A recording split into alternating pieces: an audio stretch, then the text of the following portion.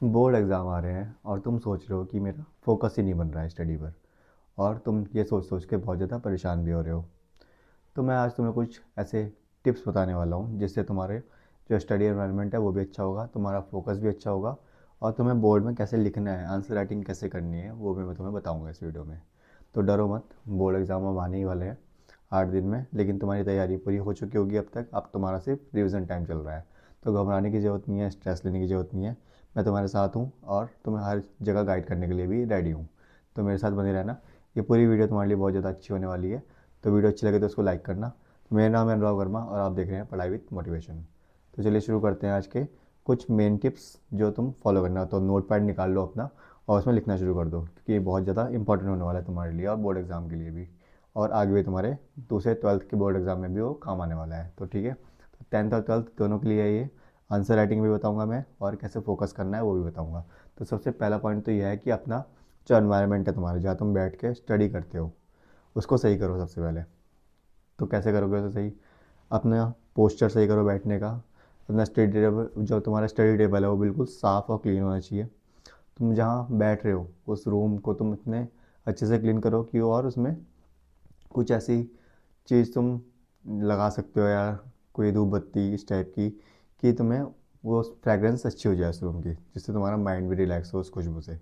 ठीक है, तो अपना स्टडी टेबल बिल्कुल क्लीन रखो, पोस्चर अच्छा रखो, अपने पास पानी की बोतल रखो, एक वॉच रखो और रेगुलर पानी पीते रहो, कि तो वो तुम्हारा स्ट्रेस भी कम करेगा और तुम्हें बिल्कुल तुम्हारा माइंड भी सही रहेगा उससे। तो सबसे पहले तो ये, तुम अपना एनवायरनमेंट क्लीन कर रखो, सही बिल्कुल साफ़ सुथरा। और जो भी तुम पढ़ रहे हो उसको रिविज़न करते रहो साथ साथ। ठीक है, तो और उसका मेन चीज़ ये है कि अपना तुम कंफर्टेबल कर लो, कि तुम्हें कैसे कंफर्टेबल अच्छा लग रहा है पढ़ना। तुम कंफर्टेबल हो जाओ कि तुम्हारी सीटिंग कितनी करनी है, 2 घंटे की, 2.5 घंटे की, और बीच में ब्रेक लेते रहो। तुम इतनी ज़्यादा सीटिंग तो नहीं कर पाओगे, तो एक काम करो, 50 मिनट पढ़ो, 10 मिनट ब्रेक लो। 50 मिनट पढ़ो, 10 मिनट ब्रेक लो। ठीक है, उस 10 मिनट में तुम्हें कोई सोशल मीडिया नहीं देखना, बस शांति से बैठना है, थोड़ा बहुत टहल लेना है बस। ये तुम्हें बार बार बता रहा हूँ ये चीज़, लेकिन तुम इस टाइम स्ट्रेस नहीं लेना है तुम्हें बिल्कुल भी। ठीक है, दूसरी बात है, अपना डेली रूटीन बनाओ कि तुम्हें किस टाइम से किस टाइम पढ़ना है, किस टाइम तुम्हें थोड़ा सा रिलैक्स करना है, और फिर दोबारा से किस टाइम पे पढ़ना है। वो रूटीन अपना फॉलो करो। जो थोड़े दिन बचे हैं उसमें थोड़ी सी मेहनत कर लो, क्योंकि ये थोड़े दिन की मेहनत तुम्हें सफलता दिलाएगी, अच्छी और अच्छे मार्क्स भी आएंगे तुम्हारे। थोड़े दिन सब कुछ सेक्रीफाइस कर लो, कोई दिक्कत नहीं है। अगर तुम इतने दिन तक सब कुछ लेते आ रहे हो, सबसे बातचीत करना, चैट करना, ये सब चीज़ें कुछ दिन छोड़ दो, सोशल मीडिया छोड़ दो, कुछ नहीं हो रहा, सब छोड़ते हैं। सेक्रीफाइस करना कहीं करना ही पड़ता है अपनी लाइफ के लिए। तो यहाँ तुम्हें सेक्रीफाइस कर लो कुछ दिन के लिए, तो तुम्हारा बोर्ड का एग्ज़ाम भी अच्छा हो जाएगा। ठीक है, और इसमें मेन ये है कि तुम अपने आप को रिलैक्स भी करना है। तो रात को 7 से 8 घंटे की नींद जरूर लेनी है तुम्हें। वो उसको तुम्हें अपने आप को इतना ज़्यादा स्ट्रेस में नहीं लाना कि तुम सो ही नहीं रहे हो बोर्ड का एग्ज़ाम सोच सोच के, ऐसा नहीं करना है। बिल्कुल रिलैक्स रहना है, अपना जो पढ़ा है उस पर ही फोकस करना है, जो पढ़ लिया है उसके अलावा आप कुछ नया नहीं पढ़ना है। जो पढ़ रखा है खाली उसी को मल्टीपल टाइम रिवीजन करना है। ये तुम्हें मैं बार बार इसलिए बता रहा हूँ कि तुम गलती ना करो इस टाइम पे, लास्ट टाइम पे। तीसरा, अपना गोल सेट करो और ट्रैक करो उस चीज़ को, कि मैंने जो गोल सेट करा था आज के लिए वो मैंने पूरा करा या नहीं करा। मान लो कि तुमने आज 3 चैप्टर कंप्लीट करने के लिए बोला था मैथ्स के, तो तुम शाम तक देखो कि तुमने वो 3 चैप्टर कंप्लीट करे हैं या नहीं करे। और नहीं करे अगर, तो उसे कंप्लीट करने के बाद ही तुम्हें सोना है, चाहे रात के 2 बज जाए, 3 बज जाए। ठीक है, उसके बाद तुम अपनी नींद पूरी करोगे, लेकिन उसे कंप्लीट करोगे। तो गोल सेट करके उसको कंप्लीट करना बहुत ज़्यादा ज़रूरी है, इसलिए छोटे गोल्स बनाओ जो तुम्हारे ईजिली तुम उसे अचीव कर सको। चौथा है, डिस्ट्रैक्शन को हैंडल करो, यानी कि अगर तुम्हें लग रहा है कि तुम्हारे आसपास की कोई चीज़ तुम्हें डिस्ट्रैक्ट कर रही है, तुम्हारे दोस्त या फैमिली से कोई हल्की फुल्की डिस्ट्रैक्शंस आ रही है, या फिर तुम्हारा सोशल मीडिया या फ़ोन, तो उस चीज़ को अपने से दूरी बना लो जितना ज़्यादा हो सके।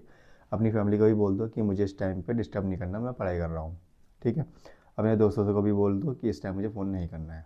और ऐसे नेगेटिव लोगों से दूर रहना है जो तुम्हें डिस्ट्रैक्ट करें।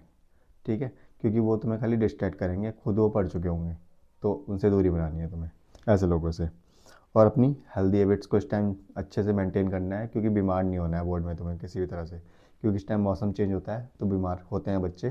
तो उस चीज़ का ध्यान रखना है इस टाइम पे बच्चों को, कि वो गर्म कपड़े नहीं छोड़ें इस टाइम पे, क्योंकि बीमार होना इस टाइम पे सही नहीं है बिल्कुल भी। अपनी हेल्दी हैबिट्स रखो, अच्छा खाना खाओ, हल्का खाना खाओ, पानी पीते रहो, रिलैक्स रहो, फालतू की नेगेटिव चीज़ों से दूर रहो, फालतू के लेक्चर्स जो तुम्हें नेगेटिव चीज़ें बता रहे हो उनसे दूर रहो।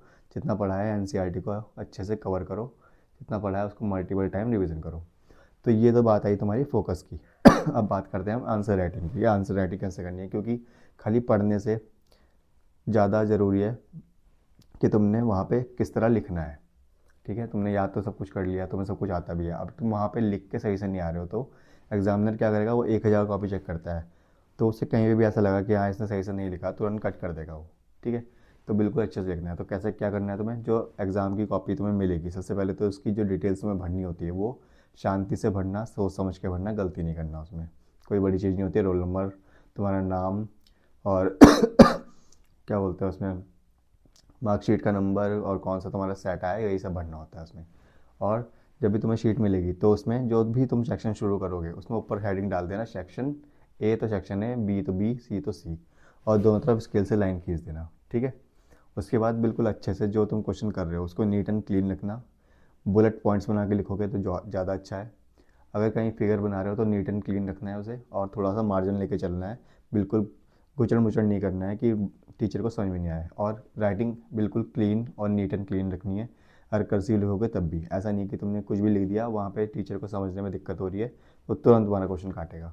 इसलिए अपनी राइटिंग को अच्छे से अच्छा करना है। ठीक है, दूसरा हम बात करते हैं जो स्ट्रक्चर्स होते हैं उसको फॉलो करना है। जैसे अगर मान लो हिस्ट्री का क्वेश्चन है तो उसमें इंट्रो में तुम मेन मेन जो बॉडी पार्ट्स हैं उसके, मतलब जो बॉडी पॉइंट्स है, जो मेन हेडिंग्स है उसको अंडरलाइन करना है ज़रूर। ठीक है, जो मेन पॉइंट्स हैं उनको अंडरलाइन करना है। ठीक है, और तुम्हारा neat and clean hand writing होनी चाहिए। मैंने तुम्हें बताया कीवर्ड्स जितने भी हैं, तुम्हें लग रहा है कि हाँ ये कीवर्ड्स इंपॉर्टेंट है, उसको अंडरलाइन कर देना है ज़रूर, फार्मूलाज को। और हर एक में जो फार्मूलाज जो अगर तुम लिखते हो तो उसको बॉक्स में डाल देना। ठीक है, तुम्हारा आंसर आ रहा है तो उसको बॉक्स में डाल देना। वर्ड लिमिट और टाइम मैनेजमेंट को देखना कि ये तुम्हारा कितने नंबर का क्वेश्चन है, तो मतलब कितनी लाइन लिखनी है। मान लो कि 2 नंबर का क्वेश्चन है तुम्हारा, तो उसमें 4 से 5 लाइन बहुत है। और मान लो कोई तुम्हारा 5 नंबर का क्वेश्चन है तो उसमें 10 से 15 लाइन्स बहुत हैं, लेकिन इसके लिए तुम्हें प्रैक्टिस करनी पड़ेगी। मैंने तुम्हें पहले ही बताया था कि अभी घर में जो 8 दिन बचे हैं उसमें डेली प्रैक्टिस करो, जैसे तुम रियल एग्ज़ाम दे रहे हो पूरा 3 घंटा बैठ के, जिससे तुम्हारी सिटिंग हैबिट अच्छी हो और तुम्हें बिल्कुल एग्ज़ाम वाला पूरा ऐसा एटमोसफेयर मिल सके और तुम्हारी प्रैक्टिस भी अच्छी हो। तीसरा, टीचर्स को इम्प्रेस करने का ट्रिक्स जो होते हैं वो होते हैं कि सिंपल लैंग्वेज का यूज़ करो कि उन्हें तुरंत समझ में आ जाए। ऐसा नहीं कि तुमने बहुत ज़्यादा वोकैब उसमें डाल दी या ऐसी कोई लैंग्वेज लिख दी कि उनको समझ में नहीं आने है और उनको डिक्शनरी का यूज़ करना पड़ रहा है, तो ऐसा नहीं होना चाहिए। ठीक है, तुम्हारा इंप्रेशन अच्छा होना चाहिए लास्ट तक। तो जो भी तुम लिखोगे, जो भी तुम करोगे उसमें, वो बिल्कुल सिंपल होना चाहिए, नीट एंड क्लीन होना चाहिए, बुलेट पॉइंट्स होना चाहिए। डायग्राम है तो अच्छे से नीट एंड क्लीन बनाना, उसमें अच्छे से उसको लिखना, क्या क्या उसके पार्ट्स के नाम है। तो ये कुछ चीज़ें हैं जिनका तुम्हें ध्यान रखना है बोर्ड के एग्ज़ाम में। अच्छे से ध्यान रखोगे तो वहाँ तुम्हें नंबर भी अच्छे मिलेंगे। तुम्हें बिल्कुल क्लीन रखना है, अच्छे से राइटिंग लिखनी है बिल्कुल क्लीन वे में। और तुम्हें इसके अलावा कोई चीज़ ध्यान रखने की ज़रूरत नहीं है, बस अच्छे से एग्ज़ाम देना है पूरा। हर एक सब्जेक्ट में तुम्हें ध्यान रखना है इन सब चीज़ों का जो मैंने बताया है।